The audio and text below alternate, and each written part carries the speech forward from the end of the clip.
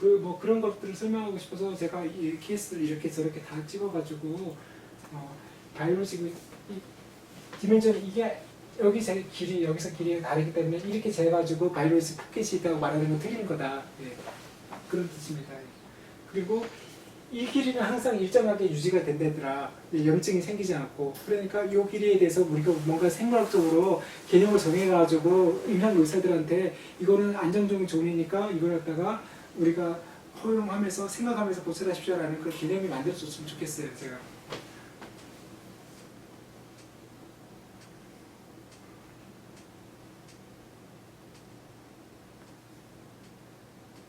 이건 맨 처음에 보여드렸던 그 케이스죠. 네.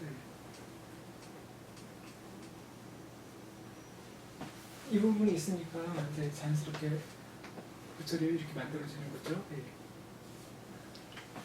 이 부분하고 이 부분에 차이가 있으니까 이 부분만큼은 이게 예를 들어 S자 커브로 가야 되지 리치랩처럼 이렇게 가서는 안 되는 거니까. 그래서 어바트먼트가 3mm짜리를 선정하면은 이키진지바를 선생님들이 선정을 하는지 모르겠지만 저는 같은 경우에는 시멘테이션을 바깥에서 넣어버리고 다 싱글로 가기 때문에 서브로 가는 거 상관 안 합니다. 그래서 약간 이 몸이 눌리게 해가지고 만들어서 이제 어바트먼트 컬러 선정하는 게 굉장히 중요한 거예요. 그리고 나머지는 S자 커브는 기공수가 선생님들이랑 말해가지고 크라운 파트에 서브 진지발 아니 저기 뭐야 서비컬 파트는 기공소에서 옆에 치아를 가지고 만들어놓고 거기를 S자 커브로 연결해가지고 이 몸이 생각을 안 하고 만들어도 이 몸이 약간 눌릴 수밖에 없어요. 네.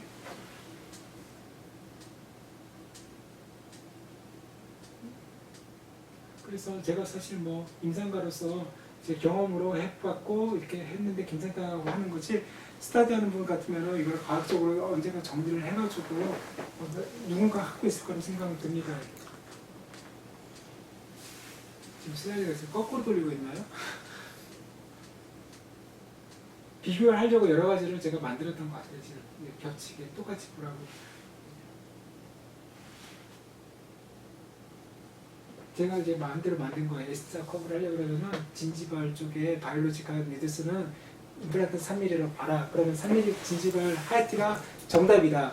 진지발 칼라가 3mm보다도 더 긴 거 3mm 쓰면 나중에 3mm로 내려갈 거고 2mm 한 다음에 뼈가 내려가든지 1mm짜리 진지발 커프 1mm짜리 칼라는 말도 안 되는 생물학적으로 말도 안 되는 거예요. 잘못 심었으니까 어쩔 수 없이 어버트먼트 칼라짜리 1mm짜리 2mm짜리를 쓰지 제대로 심었다고 하면 3mm가 표준이에요. 그리고 나서 2mm는 뭐냐?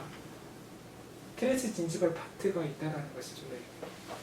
그래서 S커브가 이런 식으로 만들어지니까 그래서 공식을 만들었는데 제가 이거 지금 영어로 지금 그렇지만 제가 선생님들께 다 말씀드린 그 내용이고 자 표고로 요약이 되는데 여기 2mm가 굉장히 중요하다. 그리고 이게 예를 들어가지고 1mm, 5mm라고 하면은 2mm가 중요하면 2mm보다 적다고 하면 본보수가 온다는 것이죠. 그렇다고 하면은 2mm보다 더 두꺼워야만 이걸 갖다가 서브로 내릴 수 있다라는 거죠. 2mm밖에 안 되는 걸 서브로 내릴 수가 없잖아요. 그죠? 서브로 내리려고 그러면 이게 호리센탈로 3mm, 4mm, 4mm가 가야 2mm 내릴 수 있는 거예요. 그렇죠? 3mm 되면 1mm 내릴 수 있는 거고. 왜냐하면 상부에서 2mm가 있어야 이게 벌가 녹지 않는다고 우리가 모든 전 세계적으로 지금 다 동의를 하고 있는 거잖아요. 네. 그래서 이거를 만들어 봤어요. 픽서 사이즈는 어떻게 결정을 하느냐. 뭐 픽서 사이즈 결정하는 방법들이 있죠. 그 다음에 그 커넥션 되는 파트는 ITI 타입이냐, 뭐 원플란트냐, 아니면은 오스템이냐, 웰락이냐에 따라 가지고 다 다른 거고. 그래서 이제 힐링어 같은 것들은 어떻게 만드냐. 뭐 이런 기준으로 만들어요. 그런데 최종적으로 지금 우리가 만드는 자연 치아는 자 길이가 이 정도 되는 거고 어버트먼트는 자 레귤러는 4, 5, 6이니까 이 차이가 있다. 그렇다고 하면 양쪽으로 했을 때 이런 차이가 생기고 이 생기는 차이만큼은 서브크레스텔로 가야 되는 거고 그걸 뼈를 만들어줘야 이미전스 프로펠이 나오는 거고 S자 커브가 만들어지는 것이다. 근데 이제 그게 항상 GBR이 제대로 안 되는 경우에는 그 타협을 봐야 되는 거죠. 항상 우리가 목표를 하지만은 뼈가 정말 없어도 이렇게 없는 분들은 예? 임플란트를 갖다가 우리가 스테이블하게 만들어줘서 뼈에 쏙 들어가게 하는 걸로만 해도 충분하잖아요. 목표는 이거 뼈 이식을 많이 해가지고 좀 만들려고 했지만은 본모스가 조금 오더라고요. 예. 오버코리션이 필요하다는 것도 그렇고 자, 이 케이스가 재밌는 케이스를 해가지고 마지막으로 아마 보고 오늘 정리하면 될 것 같은데 이게 GBR을 했는 케이스를 보여드리려고 이 케이스 보여드리는 게 아니라 이분이 이제 제가 임플란트를 이렇게 심어드렸고 이제 오셨는데 여기는 지금 뭐 한 8년 전에 정도 심어드렸어요. 그럴 때 그래프트를 갖다가 옛날에는 전 바이오스하고 고텍스를 썼어요. 고텍스가 최고인 줄 알았어요. 근데 고텍스가 회사에서 고텍스를 안 만들면서 슬퍼졌어요. 그래서 어쩔 수 없이 콜라겐 멤브레인을 쓸 수밖에 없었는데 콜라겐의 멤브레인을 써서도 이렇게 해서 볼이 되는 거 보고는 조금 위안을 삼았어요. 아, 고텍스는 까지는 안 했지만 콜라겐 멤브레인을 써도 저렇게까지 집약해서 볼가 남아져 있구나 하는데 위안이 되는 케이스고 이분이 이제 이렇게 6년 됐는데도 이제 볼이 잘 유지가 되고 있죠. 원래는 저랬는데 근데 이분이 지금 이미디트 임플란트 리플레이스먼트 케이스가 되는데 왜 그렇게 됐냐면은 자, 이분은 계속 뭐 집약하는 결과 보여드리려고 사진을 이렇게 저렇게 제가 만들었고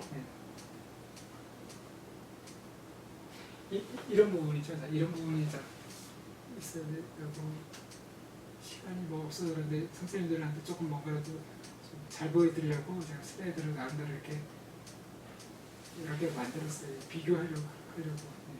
저 부분이 있어야 되는 거고 저 부분을 만들려고 해야 예쁘고 저 부분을 만들려면 뼈가 있어야 된다는 것이고 그렇지 않으면은 리치랩이 될 수밖에 없거나 아니면은 저런 모양을 만들어야 될 수밖에 없고 이거 리치랩이 됐잖아요. 사실은 근데 뼈가 좀 내려갔고 이렇게 바깥으로 위로 올라가는 뼈가 있어야 여기가 만들어질 수밖에 없고 그렇지 않으면 아예 그런 이머전시 프로파일을 만들 수가 없고 포기를 해야 된다는 것이고 저런 부분이 원래 외출을 하긴 다 있었고 바이올로직 디멘션은 그렇게 생각하세요. 뼈 위에 상피에 피부가 항상 일정한 두께가 있어야 되는 것처럼 우리가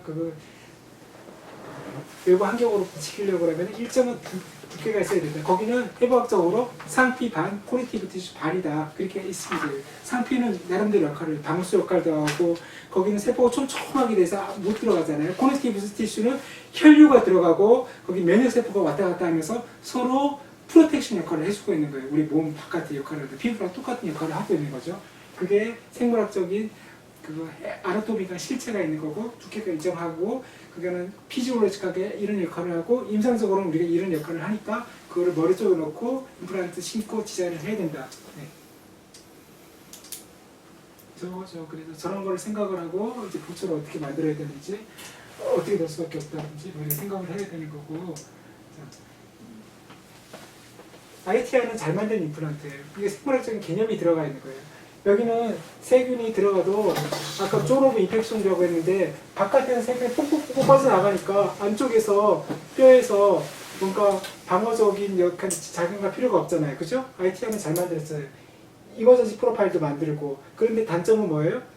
스크류 루징이 없고 이게 심리적으로 조금 문제가 있어요. 그렇기 때문에 이게 단점이 있는데 뼈가 조금 얇은 경우에는 이거 참 좋다고 해요. 지배도 안 할 거고 차라리 모양 생각 안 하고 만들 때는 이렇게 해야 돼요. 그런데 이걸 갖다가 여기가 티슈 레벨 임플란트잖아요. 진지발 파트에 해당되는 부분을 갖다 뽑아냈어요. 우리 임플란트가 4.3mm라고 하면은 우리 이행되는 게 어버트먼트가 예를 들어서 3mm고 크라운이 8mm라고 하면 4mm가 나가야 되는데 보온에서부터 내려가려고 그러면 4mm 진지발 하이트가 3mm잖아요.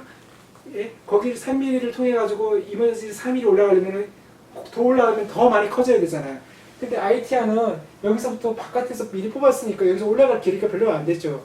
4.3mm 임플란트라고 했을 때 여기가 바깥으로 5.5mm라고 하면 여기서 올라갈 길이가 별로 안 돼요. 그러니까 그런 점에서 생각하고 잘 만든 이거는 자, 웰락이 참 좋은데 초기 과정이 없어가지고 이미디트 임플란트 하는데 조금 어려웠는데 이분은 제가 웰락을 심어가지고 이미디트 임플란트하고 만들었어요. 근데 이분은 선생님이 말씀하시는 것처럼 보온이 한쪽이 없었어요. 그래가지고 세트럼이랑 안 심고 팔레트 쪽에 좀 기울어져가지고 심었어요. 제가. 그래도 그렇게 해서라도 뭐 이렇게 뭐 웰락이만의 장점이 있잖아요. 그러니까 딱 집어넣을 수가 있으니까 그렇게 해서 만들어둔 케이스입니다.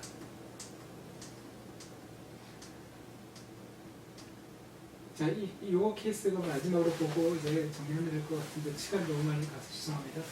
자, 아까 보신 거 다시 한번 볼 수 있는 기회인데 자 보시죠.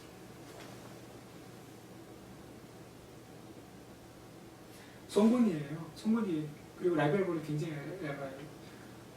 이거가 없으면 어떻게 뽑았을까? 아마 뒤치를 줘가지고 엘리베이터 돌렸을 수도 있겠죠 아마. 그래도 아마 좀 트라우마를 받을 수도 있었을 거예요. 네. 근데 이거 있으면은 재밌게 할 수 있어요. 되게 재밌어요. 지금 제가 여기서 하는 거는요, 이거 돌리는 것만 하는 거예요. 계속 돌리고 있는 거예요.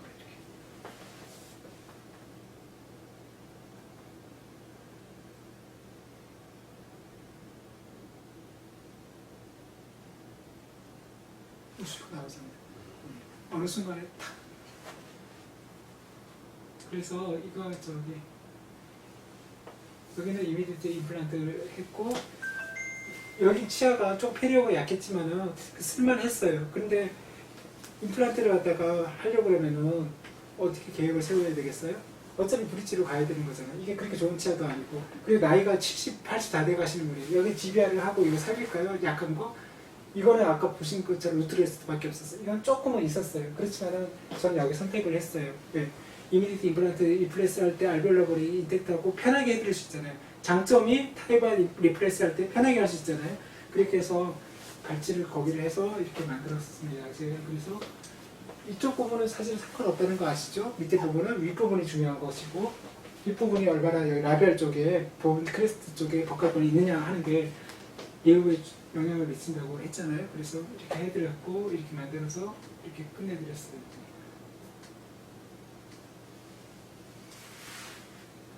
이거는 이제 타입 1으로만 항상 할 수 있는 게 아니라 여기 보시면 이제 피수술하게 있었을 거예요. 피수술하게 있는 경우는 아까 페리에피칼 이전이 있는 경우는 바로 할 수 있다고 했잖아요. 에큐트 인펙션은 아니잖아요. 그러니까 에큐트 인펙션이니까 어떻게 발치하고 바로 할 수 있나요? 한 달 기다렸죠. 근데 한 달 기다려가지고 그렇지 않았으면 바로 했을 텐데. 네, 감사합니다.